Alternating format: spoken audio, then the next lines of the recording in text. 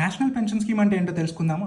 NPS national pension scheme అంటే మన retirement కోసం ఇదొక సేవింగ్ స్కీమ్. దీన్ని పిఎఫ్ఆర్డిఏ వాళ్ళైతే రెగ్యులేట్ చేస్తూ ఉంటారు. ఇదొక గవర్నమెంట్ స్కీమ్. ఎన్పిఎస్లో ఇన్వెస్ట్ చేయాలంటే మన యొక్క ఏజ్ 18 to 70 ఇయర్స్ మధ్యలో ఉండాలి. దీన్ని మనం ఆన్లైన్ ఆర్ ఆఫ్లైన్ ఎక్కడైనా ఓపెన్ చేసుకోవచ్చు.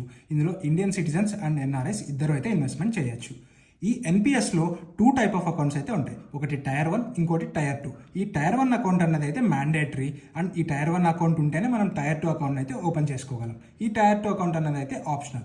ఈ టైర్ 1 అకౌంట్లో మనకు ట్యాక్స్ బెనిఫిట్స్ అన్నవి అయితే లభిస్తాయి. ఈ టైర్ 2 అకౌంట్లో మనకు ఎటువంటి ట్యాక్స్ బెనిఫిట్స్ అయితే ఉండవు.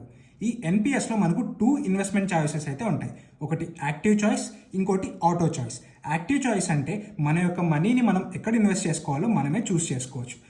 ఈ యాక్టివ్ చాయిస్లో ఈక్విటీలో మాక్సిమం 75% వరకు మన అమౌంట్ అయితే ఇన్వెస్ట్మెంట్ చేయొచ్చు. అండ్ కార్పొరేట్ బాండ్స్లో అప్ టు 100% వరకు ఇన్వెస్ట్మెంట్ చేయొచ్చు.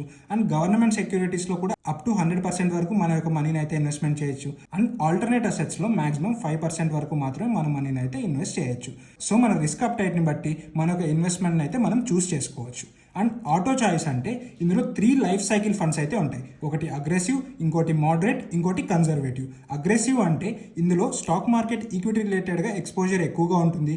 మోడరేట్ అంటే ఈక్విటీ రిలేటెడ్గా ఎక్స్పోజర్ అనేది మోడరేట్గా ఉంటుంది. అండ్ కన్జర్వేటివ్ అంటే ఈక్విటీ రిలేటెడ్గా ఎక్స్పోజర్ అనేది తక్కువగా ఉంటుంది.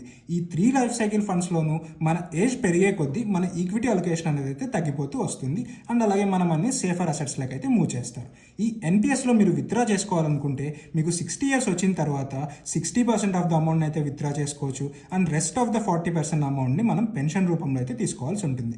మనకి ఏదైనా ఎమర్జెన్సీ వచ్చి పార్షియల్ అండ్ ప్రీమెచ్యూర్ విత్డ్రావల్స్ చేసుకోవాలన్నా చేసుకోవచ్చు. కానీ దీనికి సర్టెన్ రూల్స్ అండ్ కండిషన్స్ అయితే ఉన్నాయి. అవేంటో నేను క్యాప్షన్లో మెన్షన్ చేశాను.